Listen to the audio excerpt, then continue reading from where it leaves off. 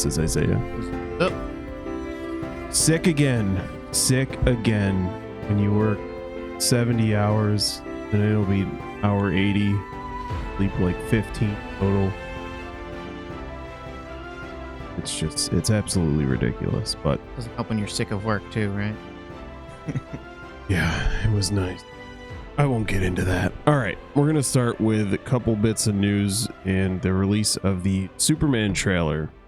Big champion of James Gunn. I pretty much like all the movies that he's made that I've seen, even down to like his directorial debut with Slither. That's where he first started working with Nathan Fillion and working with him so much that they're basically in every movie of his now. They're like franchise. So I know a lot of people are like, "Oh man, another Superman movie? Didn't we just movies?" And I get that feeling too, but I do really think that the DC did a hard reset, and that's what they're kind of going. It's not just another Superman origin story, you know. It's kind of jumping in right into the middle of stuff. It feels like it does feel like a younger Superman, and we'll probably see the origin of a couple things. But just from this trailer alone, you see Crypto's already a thing in the movie. You know, him and Lois are together. I don't know if she knows that he's Clark Kent, but I'm mean so from what we see in the trailer. Pretty sure that they're in a relationship. You see a lot of the Justice League members, or what people have been saying, Terrifics is what it might be. They're kind of like, What is that? so like Mr. Terrific, the guy with like the big T on his face. He has a corps called the Terrifics. He's in the trailer here, but people are thinking that, okay, so it's not the full. No, Superman would be a part of the Justice League. So it's like Guy Gardner, Hawkgirl, Mr. Terrific. Get a sneak peek. Trailers. Well, that sucks. Why can't we just have a movie called Superman where it's about Superman? So we already have the dog. You say Guy Gardner, Hawkgirl, which is female version of Hawkman. It's really dumb. Just have the Superman movie and then do the. This is where Marvel went right in the beginning, and it's where DC is going to keep going wrong. When you have the solo movies, focus on the solo character. You're not going to fall in love with Superman if it's, oh, I really like Guy Gardner, but he was just in the Superman movie. I think the focus is going to be on Superman. It's going to be like, look at Guardians of the Galaxy 2, where you have the I'm not going to look at Guardians of the Galaxy. Well, I'm saying 2. They had the other Guardians in it, but they were only in it for like 5 minutes. That's it. The only thing that I'm not liking from this trailer, well, two things. A, the dog. B, the costume. The costume looks terrible. It looks very cheesy, corny. For the most part, DC is a cheesy, corny company, and if they lean into that, then that's fine. But it looks kind of frumpy. Frumpy might be the right word. I like it better than the Man of Steel. It looks more like a. Is that Henry Cavill? Yeah. Oh God. Henry Cavill one looked super like spotty and. But it looked weird. like a muscular man with a muscular suit. This looks like a like if I wanted to wear a Superman costume, this like is what I would wear. Because like I'm not jacked like Henry Cavill, so I wouldn't want to wear a tight suit, but it just looks kind of dumpy. I don't know. Yeah, it'd be like if Spider-Man had a baggy suit on. It's strange. Attack on Titan, The Last Attack. I've heard mixed stuff about it, but it includes the last 2 installments of Attack on Titan, which included the final chapters, Special 1 and Special 2, previously aired in Japan on March 4th and November 5th, respectively. There's a sub and dub, but what I did read here was that it's only 1 day. Oh, really? A 1-day screening in North America, which is strange. So it's literally just February 10th. I guarantee it's a work week. For Attack on Titan, that's insane. How big this anime is. Could have this out for a week or two. Get enough people in. My work week. Okay. Go watch Attack on Titan if you. All right, Kraven the Hunter. Now, typically I don't watch reviews until after I've seen the movie. So I did that here.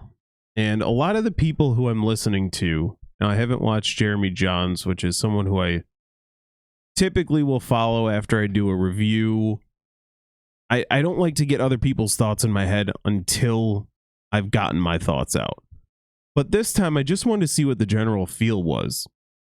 And a lot of people are making these claims about this movie that tend to be what they were saying before the movie came out, which makes me think that either they didn't watch it or they already went in with the expectations that they were going to hate it and then let that, it's like a self-fulfilling prophecy. Now, me, on the other hand, I thought it looked pretty decent.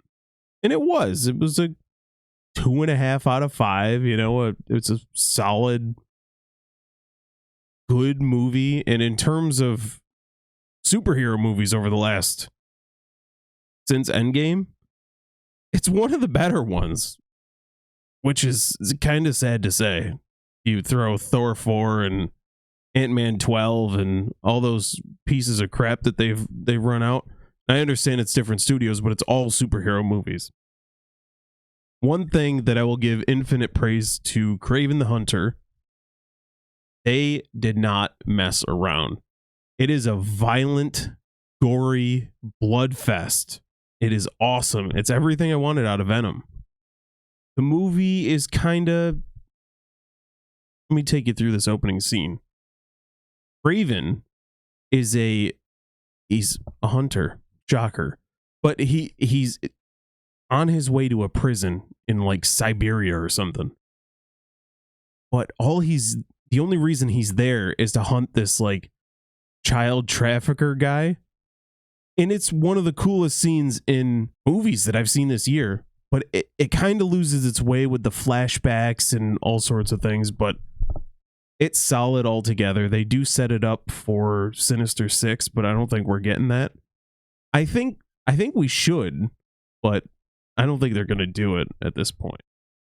It would be quite interesting because of the way the movie ends with like the foreshadowing. By the way, if you watch this movie, there is no post-credit sequence. Yeah, it's not like a high recommend, but it's like go out and see it. It's fine.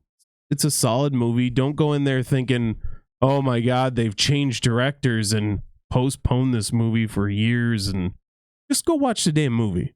Russell Crowe's in it. Go enjoy it. This dude, Aaron Taylor Johnson, thumbs up.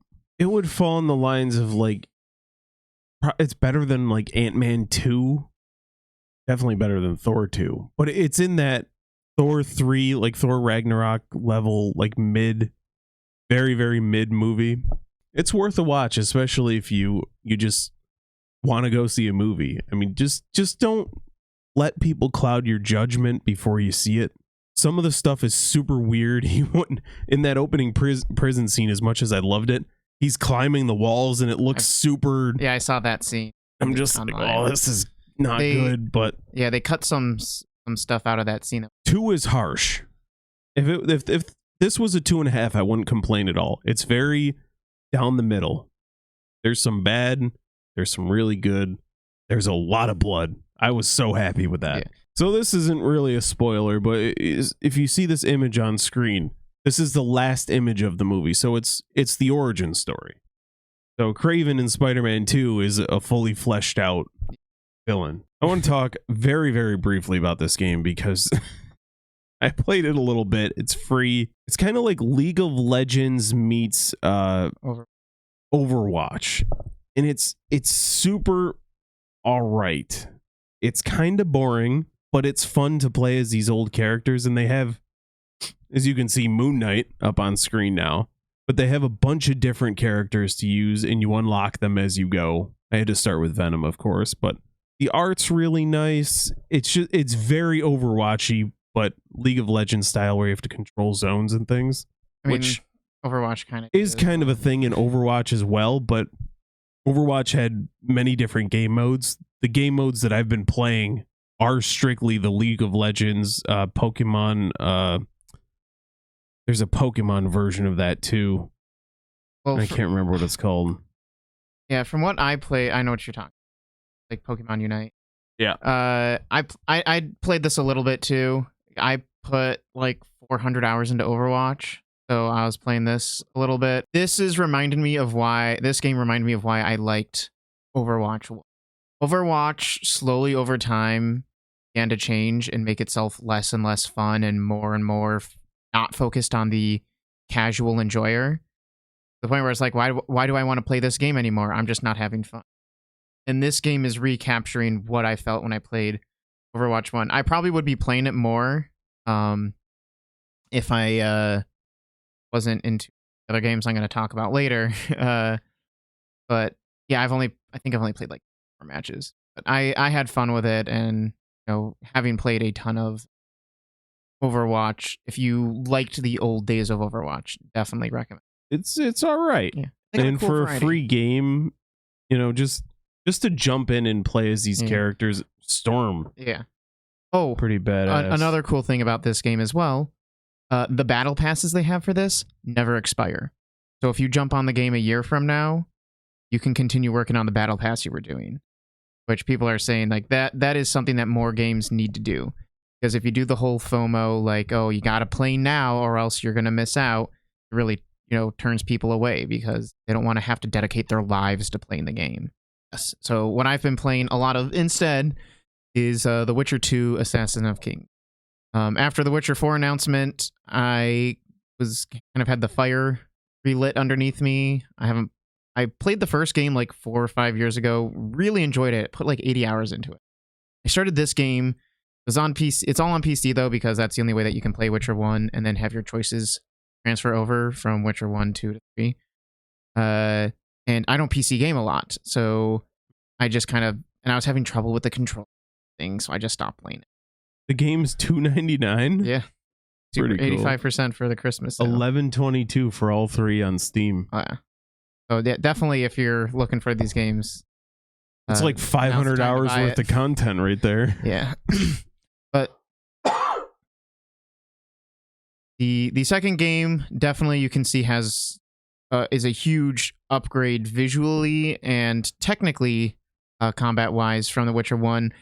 I liked the simplicity of the Witcher 1's combat. Where in that one it was just almost kind of like a rhythm game where you have to like tap in motion with the blade swings in order to get combos off, which I really liked. This one you kind of have to do the same thing, but it's a little bit more action focused than it was just kind of like click and you automatically just are swinging at this enemy. If you were to go from Witcher 2 to Witcher 1, like if you were to play them in reverse, is it too janky of a... Witcher 1 feels janky at first. Just like when I was starting Witcher 2 again, it feels janky, but you get used to it, I think is a big thing. And what makes it really worth it is the story and characters in Witcher 1 are fantastic. Very good. I really like the plot and the story and the interactions and how your choices actually matter in the game. And they'll straight up tell you. Like there's, you'll choose whether you want to fight this monster or go and stop these other guys. As few spoilers as possible in the first thing. And then you'll come across this conflict and he'll say, after you do the conflict, I had decided to do this that day. My fight here might have been very different. Is it like actually consequential? Yeah.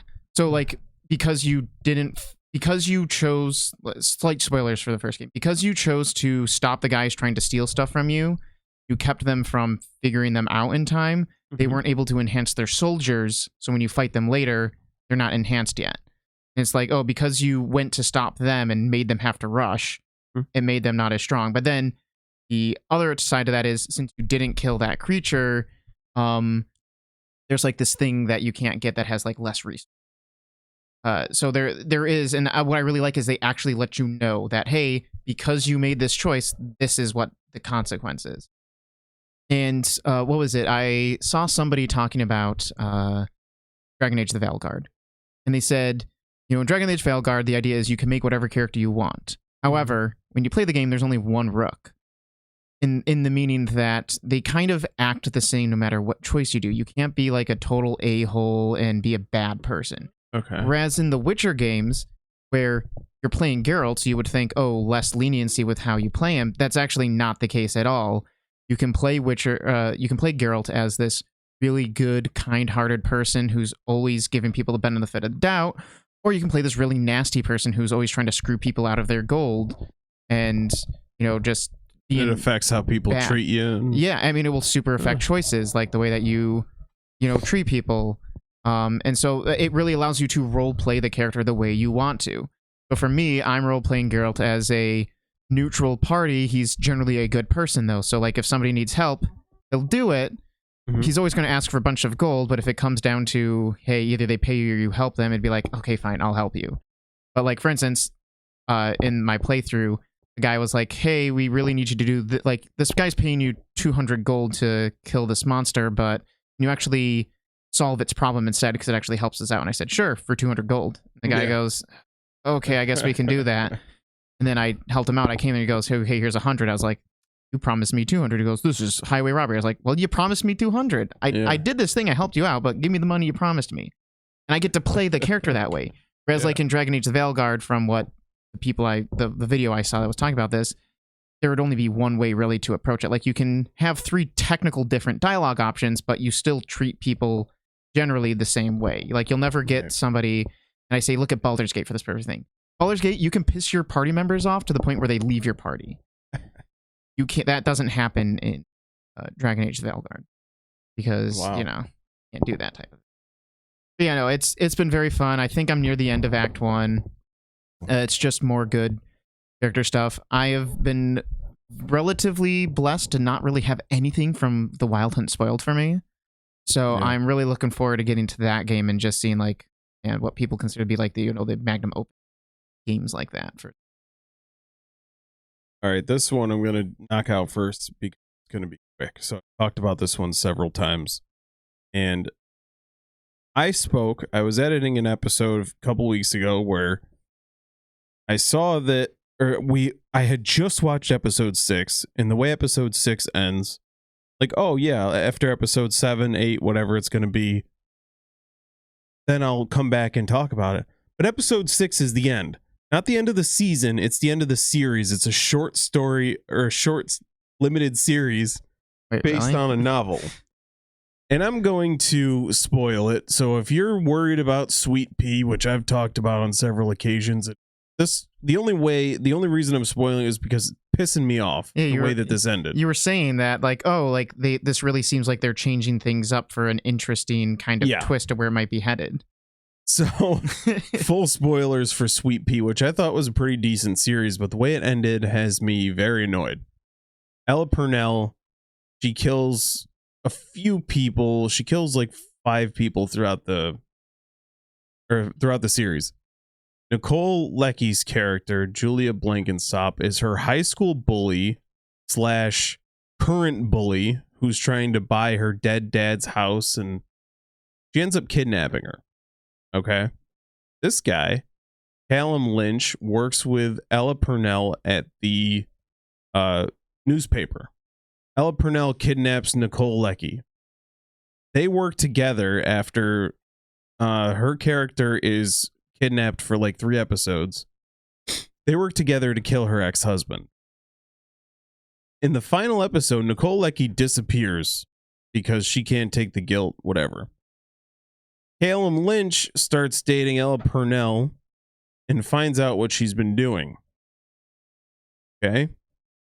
She kills him because he found out. Nicole Lecky, who's been absent the entire episode, comes back, opens the door. Picture, they're in the kitchen. You can see the front door in the background. They're on the floor in the kitchen. Nicole Lecky's character's coming in the front door. It cuts to black. She's got the dead guy on the ground. Girl walks in. They cut. Series over. So I thought, okay, is it now going to be these two back against each other because she found out he killed the innocent guy? No, they just ended it. What the hell is this? It's so goddamn stupid. Still better ending than Dexter. Dexter, right? Blood. Well, we're going to talk about that in a second. I talked about this on a prior episode as well, but it is possibly the most deranged show that I've ever watched. I don't know, at some points. The last episode, they did a face transplant of this girl that was in the face off. Yeah, they tried a face off situation.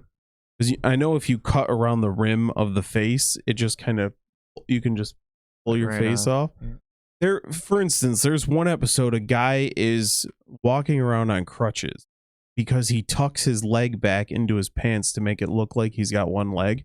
And why is he at the plastic surgeons? Because he wants them to amputate his leg as an elective surgery. It's screwed up. I'm almost through season 3. There's an overarching story of a serial killer who keeps carving up these people's faces, and it's a whole thing. It is very disturbing.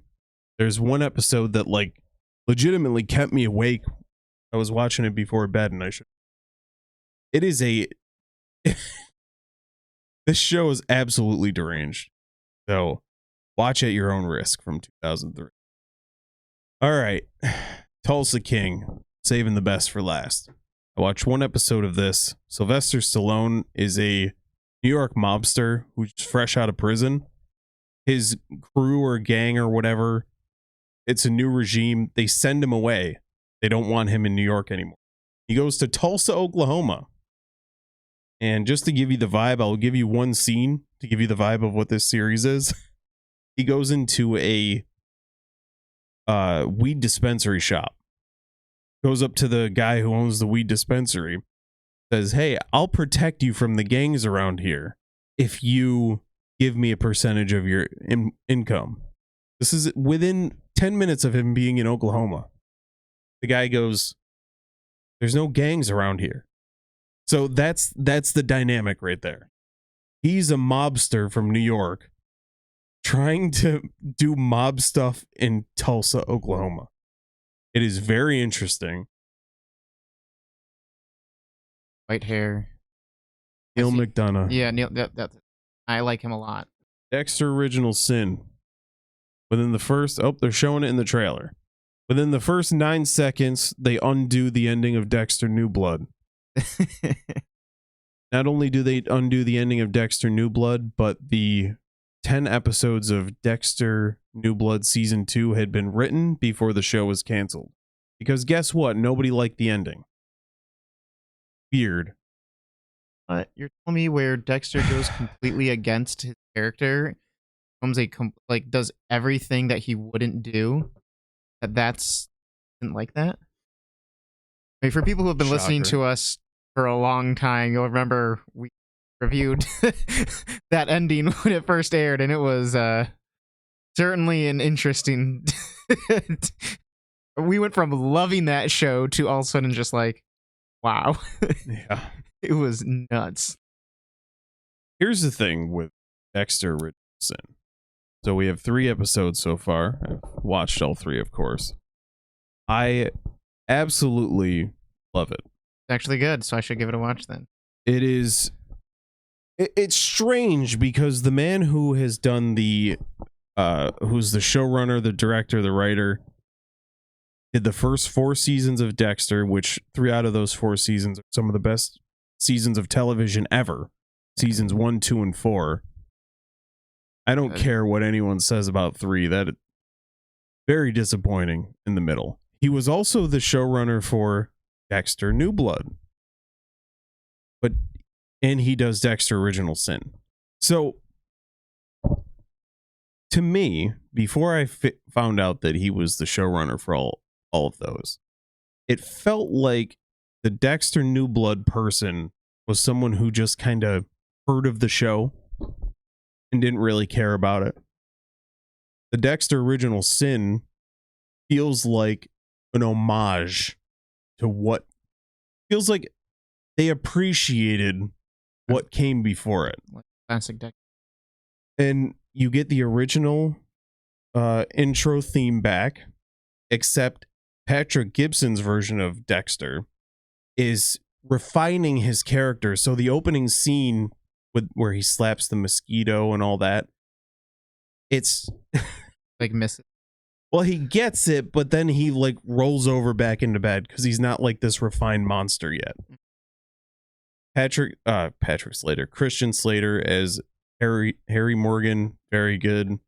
I'm hit or miss on the lady that's playing young Deb, but Patrick Molly Gibson Brown. as Dexter, fantastic. He's a much more believable version of a young Michael C. Hall than the guy who originally played teenage Dexter in the series. Better than the son.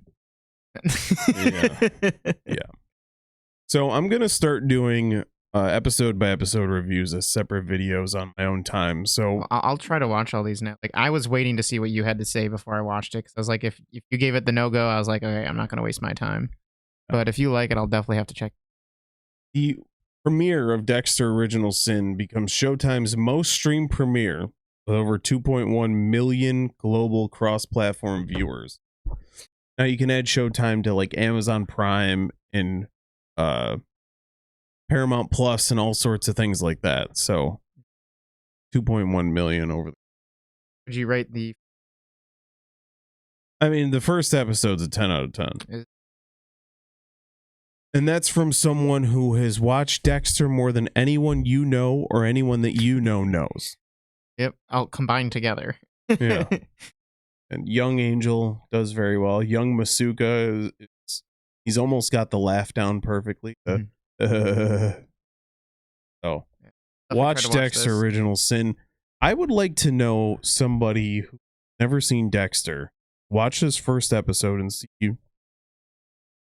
how they like it. Who's never seen the series at all.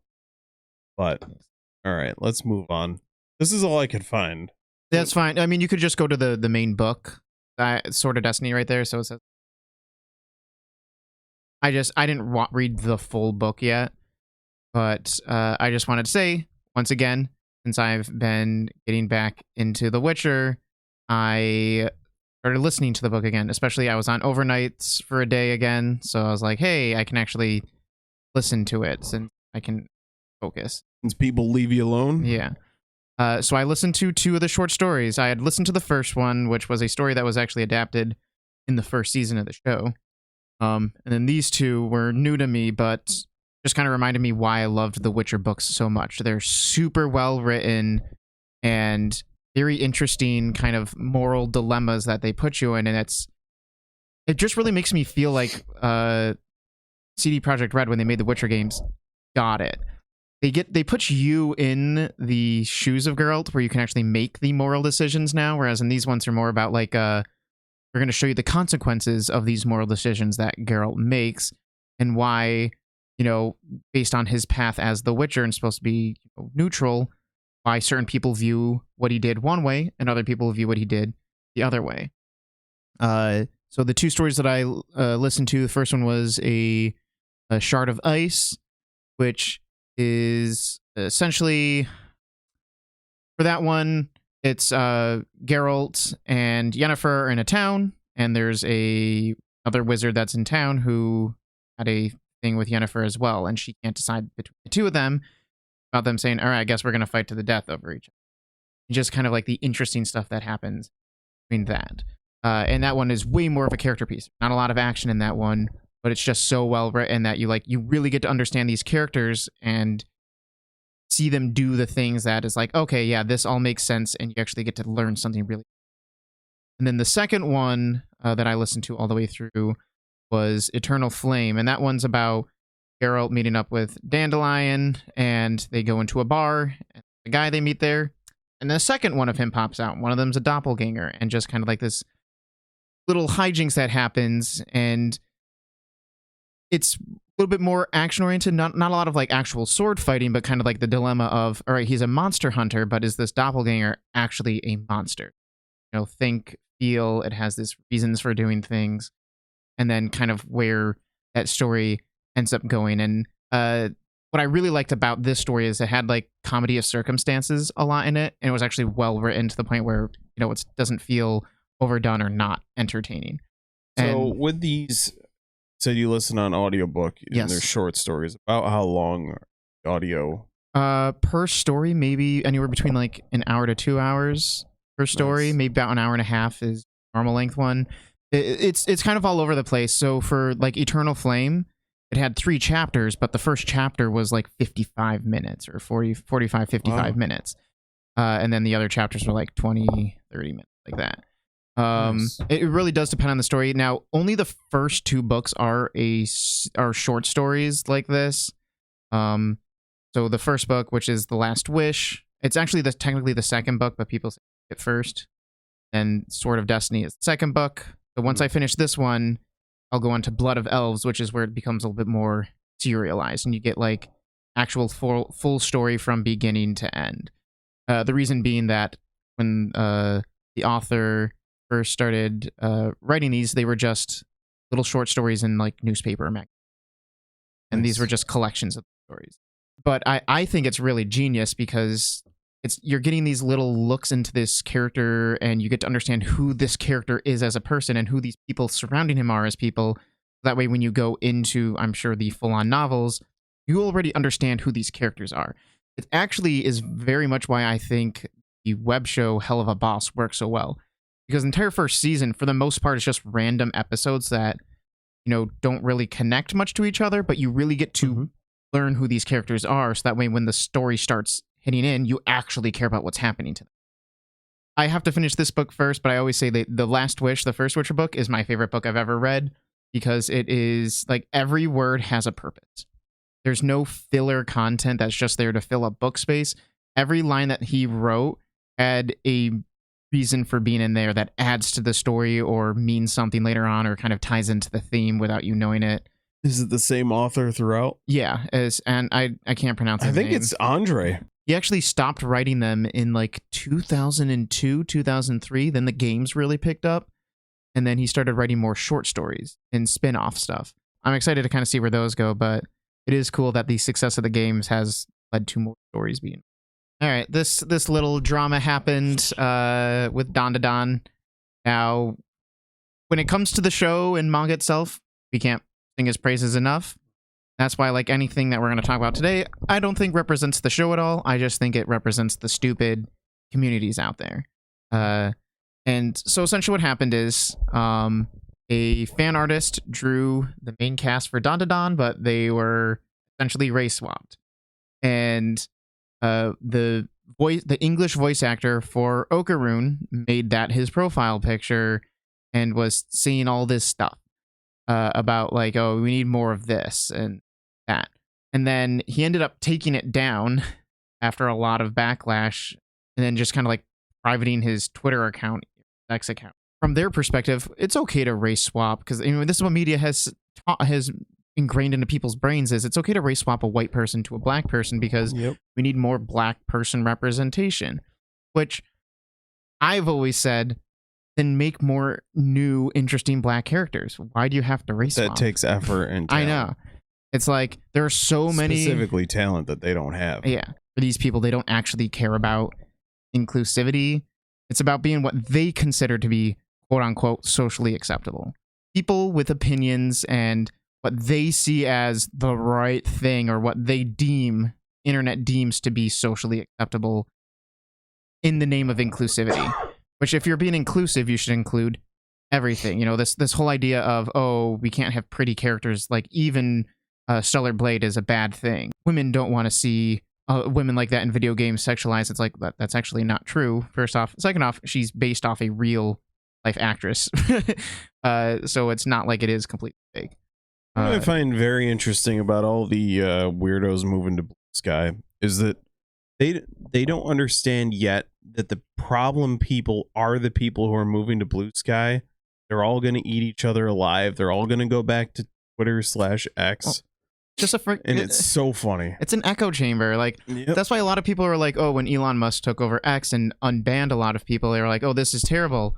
It's like, you got to give everybody a platform, because I don't agree with what a lot of these crazy people say, but I still think they should have a platform to say stuff on, especially because they get to say their crazy stuff and people get to see how crazy they are. And so if anything, that's one of the things they say, oh, Twitter's right wing. No, it's not. No, it's not. It's down the middle. There's lunatics for the entire stretch of Twitter. There's lunatics at every turn. Yeah. I can't go to AEW's X account without WWE idiots flooding it with, oh, well, you only had 700,000 viewers on Wednesday. Go away. Go do your thing. I'll do mine.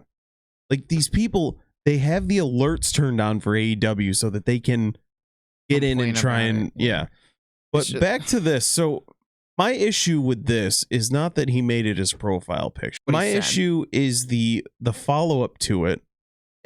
First of all, independent artists can turn it into whatever they want. They have what's called shippers who make, like, there was like a Deku and Bakugo like gay shipper thing for the longest time where they would make like these love story whatever, fine.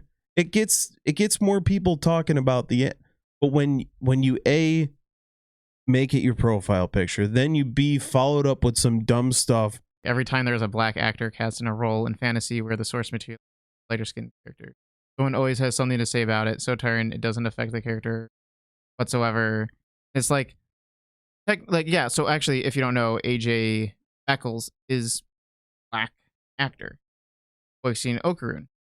I think he does a great job voicing him in the show, but it's like you're literally doing what you complained about the opposite way. And here's the thing. There's so many people who are removed from roles after all the woke stuff started rolling out. They would be removed from roles because it would be a white person acting a black person. It's called acting. People were giving Bryan Cranston crap because he was in a movie where he portrayed a paraplegic or a quadriplegic, one of the two. And they were giving him crap because he wasn't an actual quadriplegic. That's why it's called acting. Yeah. And I'm not defending this guy because seeing these tweets, I get that they're from 2-3 years ago. This guy's an idiot. But he still says stuff like that. This is what I don't like about people like this, is that Crunchyroll or whoever produced the Don Da Don, whoever licensed it, knows about this.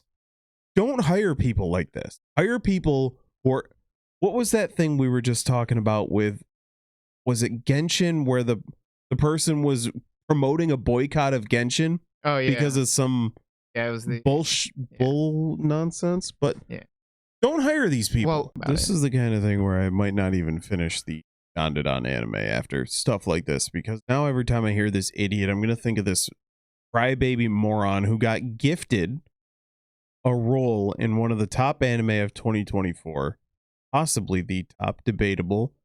But yeah, what I was saying about Bryan Cranston was, if you just hire a quadriplegic to play a quadriplegic, it's not acting, it's just us watching this dude read lines that someone else wrote. Let's move on and talk about some fun stuff. All right, so next time, this coming week, I'm going to do my best to see at least 2 movies, possibly the one you're going to talk about. But The Lord of the Rings, The War of Rohirrim is still in theaters. Luckily, I thought it would be out by the time my next off week came, but I want to go see this. It looks really good. I'm not a huge Lord of the Rings guy, but over the years, I've started to really appreciate what they've done. Outside of Rings of Power. Outside of Rings of Power. Yeah, I'm definitely going to see Sonic 3. I've been hearing very good stuff. People even saying it's the best one. I don't really know much about it except that it's about Shadow. I'm trying to go in as blind as possible, but I've had fun with these movies. I go into them with that expectation. Is Sonic 3 going to be in my top 10 movies of the year? I'm going to tell you right now, probably not. Jim Carrey, you can tell he wanted to retire from acting. He came back, and you can just tell he is having fun in this movie doing his Jim Carrey two thing. Different robotics. Yeah.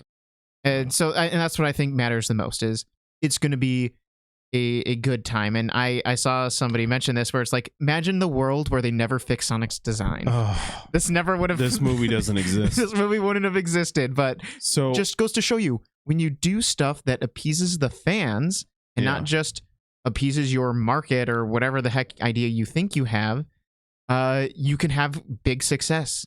Like these movies are so successful for Paramount and Sega, and think it's just because you decided, hey, we're going to listen to the fan response and fix it. Because I just read today that Ben Schwartz wants to team up with Chris Pratt for a Sonic Mario crossover movie. And the last one, I'm going to Nosferatu, Gothic Tale of Upset. No, but yeah, it looks really good. Northman, Lighthouse, which all those great movies. What's good about this is I've seen this trailer about 15 times and I still don't know much about it. It's a very short trailer. It's Willem Dafoe with the voiceover. and it looks very intriguing. It doesn't spoil anything. Yeah. It's very short. It just shows like some shadows and Willem Dafoe just being Yeah, I haven't with his gone awesome out of voice. I think that'll do it for us. Quick episode, right to the point, but we'll catch you guys later with more. I mean, we're going to talk about these movies. or Yes. peace.